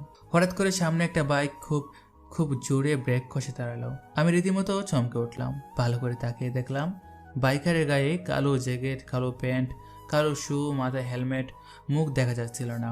হঠাৎ করে বন্দুক বের করে আমার মাথায় ঠেকালো। কে আপনি? কথাটি বলার সাথেই লোকটি হেলমেট করলো। অবাক হয়ে তার দিকে তাকালাম। মন, তুমি? আমি তো ভাবতে পারছি না এটা তুমি। কেন, অন্য কাউকে আশা করেছিলে? না, তা নয়, কিন্তু এত রাতে তোমাকে আশা করতে পারিনি। তুমি হয়তো ভুলে গেছো যে আমি রক স্টার কুইন, তাই দিনরাত কিছুই মানি না। আমার কথা ছাড়ো, লিজের সাথে এত রাতে কি তোমার? মনকে সব খুলে বললাম। কথা শুনে ও আমার দিকে চোখ রাঙিয়ে তাকালো। কি হলো? কিছু না, বাইকে ওঠো। আমি চুপচাপ উঠে বসলাম। ও খুব জুড়িয়ে বাইক চালাচ্ছে। হঠাৎ করে ব্রেক কষলো। আমিও ওর খুব কাছে চলে গেলাম। আয় ছেলে, তোমার মতলব কি? আমার মতলব মানে? তুমিই তো ব্রেক করলা। ব্রেক না ধরলে তো আমি তোমার কাছে যেতাম না। আর কিচ্ছু বলতে হবে না, তোমরা সব ছেলেরাই এক। ভালো, আমরা কোথায় যাচ্ছি? সেটা তো বলবো না, এটা তোমার জন্য সারপ্রাইজ। আর কথা বাড়ালাম না। বাইক আবার সজোরে চলতে লাগলো। মনের চুলগুলো আমার মুখে এসে পড়ছিল। ওর চুল থেকে সুন্দর একটা ঘ্রাণ আসছিল যা আমাকে পাগল করে দিচ্ছে। ইচ্ছা করে চুলগুলো মুখ থেকে সরালাম। হ্যালো ভাইয়া, কোথায় তুমি? তোকে বলেছিলাম না একটা অস্ত্রের চালান আছে, ও ওটা নিতে এসেছি। ওকে ভাইয়া, সাবধানে থেকো। Okay bye. আমি জানি এখানে আজ সাইলেন্ট ক্লিয়ার আসবে। ও তো আর জানে না যে আজ আমাদের অস্ত্র চালান হবে আর ওর দিন শেষ হবে। পার্টি অ্যারেঞ্জ করো, জমিয়ে পার্টি করব। নাসির, তাড়াতাড়ি বের হও, মিশনে যেতে হবে আজ। কিসের মিশন স্যার? আজ একটা অস্ত্রের চালান হবে, সেটা ধরতেই হবে। জীবন দিয়ে হলেও ধরতে হবে, না হলে দেশের খুব বড় ক্ষতি হয়ে যাবে। ওকে স্যার, আমি রেডি। চলো এখন বের হই তাহলে। মন বাইক থামালো। সামনে তাকিয়ে দেখলাম শুধু অন্ধকার। মন, আমরা এটা কোথায় আসলাম? জানতেই হবে। আজব তো। জানতে চাই। তেমন কিছু না, আমার এই জায়গাটা ভালো লাগে, তাই ভালো লাগার স্থানে তোমাকে নিয়ে আসা। তাই? ভালো তো। কিছু কথা বলতে চাই তোমাকে। বলো। আমি যেদিন প্রথম তোমাকে দেখি সেই দিন আমার তেমন ভালো লাগেনি, কিন্তু পরে তোমার বোকামি স্বভাবগুলো আমাকে তোমার প্রতি আকৃষ্ট করেছে। এখন এক মুহূর্ত তোমাকে ছাড়া ভাবতে পারি না। আমি একটা স্বাভাবিক জীবন চাই, তুমি আমাকে সেটা এনে দিতে পারবে না রকি? মানে? বোঝো না তুমি? বুঝি। দেখো তো নূপুরটা কার? এই, এটা তো আমার নূপুর। তোমার। কোথায় পেলে এটা তুমি? ওকে সব খুলে বললাম। ও সব শুনে অবাক হয়ে গেল। আমি দুপা পেঁচিয়ে হাঁটু গেড়ে বসলাম। মন, তোমার পা আমার হাঁটুর উপর রাখো। না, আমি পরবো না। কোনো কথা না বলে ওর পা আমার হাঁটুর উপরে তুলে নিলাম। এরপর মনের পায়ে নূপুর পরিয়ে দিলাম। ও খুব লজ্জা পেল। রকি, তুমিও কি আমাকে ভালোবাসো? নূপুর পরিয়ে দিলাম বলেই কি ভালোবাসলাম? মানে? এই প্রথম ওর বোকামির স্বভাবটা দেখলাম। না এসে আর পারলাম না। আমি মুঠো এটার জন্য প্রস্তুত ছিলাম না। হঠাৎ করে একটা গুলি চললো। কিছু বুঝে ওঠার আগেই গুলিটা আমার বুক ব্যাথ করে ভেতরে ঢুকে গেল। আমি পড়ে গেলাম। মনকে আমাকে মারার জন্য এখানে নিয়ে এসেছিল? না না, ও আমাকে মারবে কেন? এটাও তো হতে পারে যে ও আমার পরিচয় জেনে গেছে আর ওর বাবার সাথে হাত মিলিয়ে আমাকে মারতে চায়। এসব কি ভাবছি আমি? ও তো আমাকে ভালোবাসে। আমার কাছে মনে নেই। চারপাশটা অন্ধকার হয়ে গেল। বস, গাড়ি এসেছে। এটাই কি আমাদের অস্ত্রের গাড়ি? আমার তো তাই মনে হচ্ছে, কিন্তু গাড়ির লাইট অফ করা কেন? একটু এগিয়ে গিয়ে দেখতো। ওকে বস। মিঠুর ছেলেটি গাড়ির দিকে এগিয়ে যেতে লাগলো। ঠিক তখনই একটা গুলি ছেলেটার কপাল ভেদ করে বেরিয়ে গেল। মিঠু খুব ভয় পেয়ে গেল। গুলিটা কে চালাবে? তাহলে গাড়িতে কি সাইলেন্ট কিলার? কিছু মাথায় আসছে না মিঠুর। পাশে দাঁড়িয়ে থাকা ছেলেটিও মাটিতে পড়ে গেল, ঘাবড়ে গেল। ওর মিশনে কোনোদিন এমন হয়নি, আজ প্রথম এমন অবস্থায় মোকাবিলা করার জন্য মিঠু একদম প্রস্তুত ছিল না। হঠাৎ করেই যেন এক নিমিষে সব ঘটে গেল। মিঠু লক্ষ্য করলো গাড়ি থেকে একজন নেমে এলো। তার পুরো ড্রেস সাদা, মাথায় টুপি পরা, মুখে মাস্ক, হাতে বন্দুক। লোকটি মিঠুর দিকে এগিয়ে আসতে লাগলো। মিঠু ভয় পেয়ে গেল। সে ভাবছে এটাই কি তার জীবনের শেষ মুহূর্ত। লোকটি ওর দিকে এগিয়ে এসে মাস্ক খুলে ফেললো। মিঠু অবাক হয়ে ওর দিকে তাকিয়ে আছে। তুমি এখানে? আমি এই। তাহলে আমার লোকগুলোকে এভাবে মারলে কেন? তুমি কি আমার সব রুল ভুলে গেছো? না, কিছুই ভুলিনি, সব মনে আছে। তাহলে প্রশ্ন করছো কেন? আমাকে শুধু এই রূপে তুমি আর কয়েকজন দেখেছে, এই কারণেই ওদের মেরে দিলাম। আর যাদের মেরেছি তারা তোমার কোনো কাজের নয়, আর যারা কাজের নয় তাদের পোষে অযথা টাকা নষ্ট করবার দরকার নেই। বুঝলাম, কিন্তু তুমি কোথায় হারিয়েছো? তোমাকে এখন দেখা যায় না কেন? বুঝবে, সময় হলে সব বুঝবে। শুধু এটা মনে রেখো, ঝড় আসার আগে সব শান্ত হয়ে যায়। কিন্তু আজকে একটা প্ল্যান ছিল সাইলেন্ট কিলারকে নিয়ে। ওকে মারার প্ল্যান, তাই তো? তুমি জানলে কিভাবে? দেখো, আমি তোমাদের মাঝে থাকি না ঠিকই, কিন্তু তোমাদের সব খবর আমার কাছে থাকে। বুঝেছি। আর শোনো, তোমরা কি সাইলেন্ট কিলারকে বোকা পেয়েছো যে এত সহজে তোমাদের হাতে ধরা দিবে? আরে তোমাদের থেকে 10 গুণ বেশি চালাকও। ওকে এত সহজে ধরার স্বপ্ন দেখো না। জি। নেক্সট টাইম এত ছোট প্ল্যান করবা না, বুঝছো? জি, বুঝতে পেরেছি। শোনো, এই কথাটা যেন তুমি আর আমি ছাড়া কেউ জানতে না পারে। ওকে। আসি আজ, সময় মতো আবার দেখা হবে। নাসির, আমাদের আসতে খুব দেরি হয়ে গেছে। কি আর করার, কয়েকদিন থেকে শুধু লাশ আর লাশ। দেখো কোনো ক্লু পাও কিনা, ভালো করে খুঁজে দেখো। স্যার, এই জিনিসটা কি? এটা তো মাস্ক, দাও তো দেখি। এই নেন স্যার। এই মাস্কটা এখানে? এটা তো আরেক কালারের মাস্ক। মানে কি বলছেন স্যার? ও নো, আমি যে আন্দাজ করেছি যদি তাই হয় তাহলে খুব ভয়ানক কিছু হতে চলেছে। স্যার, আপনার কথা কিছু বুঝতে পারছি না, প্লিজ একটু বুঝিয়ে বলবেন। নাসির, সাইলেন্ট কিলার যেমন ভয়ঙ্কর, এই মাস্কটা যার তিনিও তেমন ভয়ঙ্কর। আর এই মাঝখানেতে কেউ কারো নিচে থাকতে চায় না। এরা দুজন সমান সমান। যদি এরা দুজন কখনো সামনাসামনি হয় তাহলে সেই দিন চোখের সামনে অনেক লাশ পাবো, কেউ কাউকে ছাড় দেবে না। স্যার, ব্যাপারটা তো ভয়ঙ্কর। এখনো কিছুই হয়নি, সময় হলে সব টের পাবে। একটা প্রশ্ন করি স্যার। কি প্রশ্ন? স্যার, এত কিছু জানেন কিভাবে? নাসির, বাঘকে শিকার করতে হলে বাঘের মতোই করে চলতে হয়। বুঝেছি স্যার। হঠাৎ একটা আলো এসে চোখে পড়লো। ঘুম ভেঙে গেল। চোখ খুলে দেখি হাসপাতালে বেডে শুয়ে আছি আমি। উঠতে ধরলাম, তখনই হাতে স্লাইন লাগানো, বুকে ব্যান্ডেজ করা। রাতের সব ঘটনা মনে পড়ে গেল। মনকে খুঁজতে লাগলাম, মন কেন আমার সাথে এমন করলো। স্যালাইনের সিরিঞ্জ হাত থেকে খুলে ফেললাম। বাইরে বের হয়ে দেখি মন দাঁড়িয়ে আছে। ওর কাছে গিয়ে বললাম, মন, তুমি কেন আমার সাথে এমন করলে? কি ক্ষতি করেছিলাম আমি? তুমি নাকি আমাকে ভালোবাসো, তাহলে তুমি কেন আমাকে মারতে গেলে ওখানে? ভালোবাসার মানুষের বুকে গুলি চালালে? এতটা নিস তুমি? ছি, আমার ভাবতেও অবাক লাগছে। তোমার থেকে এটা কখনো আশা করিনি আমি। আমার একটা কথা শোনো একবার প্লিজ। তোমার কি আর বলার আছে বলো? তুমি তো রকস্টার কুইন। তোমাদের মনে দয়া মায়া নেই। তোমরা শুধু তোমাদের মতো করে চলো। মানুষের জীবনে তো কোনো দাম নেই, তাই না? কি শুরু করেছো আমাকে নিয়ে? একবার মারো, একবার বুকে টেনে নাও, আবার মারো। আমাকে কি কবরে পাঠাতে চাও? আমার বুকে গুলি নিজ হাতে চালাও তুমি। মন কিছু না বলে কাঁদতে কাঁদতে চলে গেল। আমি ওখানে বসলাম, ভাবতে লাগলাম মন কেন আমার সাথে এমন করতে গেল, কি লাভ পেল? তখন একটা নার্স এসে আমার পিছনে দাঁড়িয়ে আমার কাঁধে হাত রাখলো আর বলল, আপনার সাথে যে মেয়েটি এসেছিল সে কি আপনার স্ত্রী? না, ও আমার স্ত্রী নয়। কেন? স্ত্রী নয়? কি বলেন? সত্যি। কিন্তু আপনাকে এখানে আনার পর পুরোটা সময় কেঁদেই গেছে, 1 মিনিটও কান্না থামায়নি। শেষ রাতে নামাজে বসে কেঁদে কেঁদে আপনার প্রাণ ভিক্ষা চাইছিল মহান সৃষ্টিকর্তার কাছে। আমি তো ভেবেছিলাম আপনার স্ত্রী। মা, স্ত্রী ছাড়া কেউ এমন করবে না কখনো। একটা কথা বলবো? জি বলেন। ও যদি আপনার গার্লফ্রেন্ড হয়ে থাকে তাহলে কখনোই ওর হাত ছাড়িয়েন না। এই বলে নার্স চলে গেল। আমি বসে ভাবতে লাগলাম, যে মেয়েটা আমার জন্য এত কিছু করলো সে কখনোই আমার বুকে গুলি চালাবে না। তাহলে অন্ধকার থেকে কে গুলি চালালো? কে সে ব্যক্তি? কি তার উদ্দেশ্য? সে কি আমাকে গুলি করেছে নাকি মনকে? এসব ভাবছি তখনই ফোনে একটা SMS আসলো।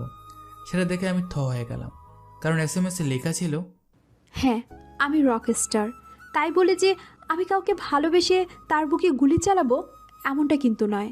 আমি রক স্টার, তাই বলে আমার মন নেই এটা কিন্তু নয়। হ্যাঁ আমি রক স্টার, তাই বলে ভালোবাসার মানুষকে ধোঁকা দিব সেটা কিন্তু নয়। যেখানে ভালোবাসার অস্তিত্ব নেই, আমার ভালোবাসার দাম নেই, সেখান থেকে আজ আমি বিদায় নিচ্ছি। তুমি ভেবেছো আমি তোমাকে প্ল্যান করে মারতে চাইছি? এমনটা নয়। আমি নিজেও জানতাম না এখানে এরকম কিছু হবে। যদি জানতাম তাহলে আমি সেখানে তোমাকে নিয়ে যেতাম না। আর আমি এটাও বুঝতে পারছি না গুলি কাকে মেরেছিল, তোমাকে নাকি আমাকে। যাই হোক, এসব কথা বাড়িয়ে লাভ নেই। তুমি ভালো থাকো তোমার মতো।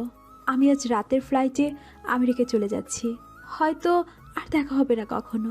ইতি, তোমার খুনি মন। মুনের SMS-টা দেখে আমার আর কিছু বলার নেই। কথা বলার ভাষা হারিয়ে ফেলছি আমি। কি ভুল বললাম? সে আমাকে ভালোবাসলো, তাকে এভাবে সন্দেহ করা ঠিক হয়নি। আমাকে আটকাতে হবে। আমি আর দেরি করলাম না, উঠে পড়লাম। ভাইয়া, আমাদের লোকগুলোকে মেরেছে। সময় হলে জানতে পারবি। কেন ভাইয়া? আমি কি তোমার দূরের কেউ? আমি কেন জানতে পারবো না? সেদিন তোমাকে কে ফোন করেছিল? আর আজ আমাদের লোকগুলো কেন মারলো? কে মারলো? মনে হয় সাইলেন্ট কিলার মেরেছে। না ভাইয়া, এইভাবে কাউকে ছেড়ে যাবে না। ও যদি মারতো তাহলে তুমিও আজ লাশ হয়ে আমার সামনে পড়ে থাকতে, কিন্তু তা হয়নি। তার মানে সেখানে সাইলেন্ট কিলার আসেনি। আমার কথাটা একবার শোন। আমি তোমার কোনো কথাই শুনবো না। ওখানে এমন কেউ এসেছিল যে তোমাকে চেনে, আর তুমিও তাকে চেনো। নাহলে ও তোমাকে সেখানে একা ছেড়ে যেত না, তোমাকে মেরেই চলে যেত। তখনই ঘরে মেয়র রসিক আসলো। রসিককে দেখে শাওন বাইরে চলে গেল। কি ব্যাপার মিঠু, কি শুনছি সব? এবার মিশনে নাকি কি সমস্যা হয়েছিল? জি, ওখানে আমার সাথে যারা গিয়েছিল তারা সবাই মারা গেছে। মানে কি সবাই মারা গেল আর তুমি বেঁচে গেলে? ও এসেছিল। মানে? যা সন্দেহ করেছেন তাই। কিন্তু ও হঠাৎ এভাবে মিশনে কেন? একটা কাজ ছিল তাই এসেছিল। তাহলে ডিল কে করলো আর টাকা কে দিল? আপনি হয়তো ভুলে গিয়েছেন, ও যেই ডিল করে সেই ডিলে আমরা টাকা ছাড়াই সব মাল পাই। যারা মাল নিয়ে এসেছিল তাদের সবাইকে খালাস করে দিয়ে গাড়ি নিয়ে জায়গা মতো চলে এসেছে। এসে আমাদের সব লোককে মেরে দিয়েছে। ভালো কথা, কিন্তু আমাদের লোককে মারলো কেন? মারার কারণ একটাই, ওদের মাঝে 2 জন ইনফরমার ছিল, কিন্তু তাদেরকে চিহ্নিত করতে না পারার কারণে সবাইকে মেরে দিয়েছে। যাই হোক, ভালোই হয়েছে। কিন্তু কি কাজে এসেছিল? মেয়র সাহেব, আমি দুঃখিত, এটা আমি বলতে পারবো না। আর আপনি একটা কাজ করেন, থানায় ফোন করুন আর বলুন সাইলেন্ট কিলার আমাদের লোকদেরকে মেরেছে। তোমার কি মাথা খারাপ হয়ে গেছে? আমি থানায় ফোন করে কথা বলবো, তখন আমাকে কি বলবে? বলবে আমি তোমার সাথে জড়িত। তুমি কি এটাই চাও যে আমার পরিচয়টা ফাঁস হয়ে যাক?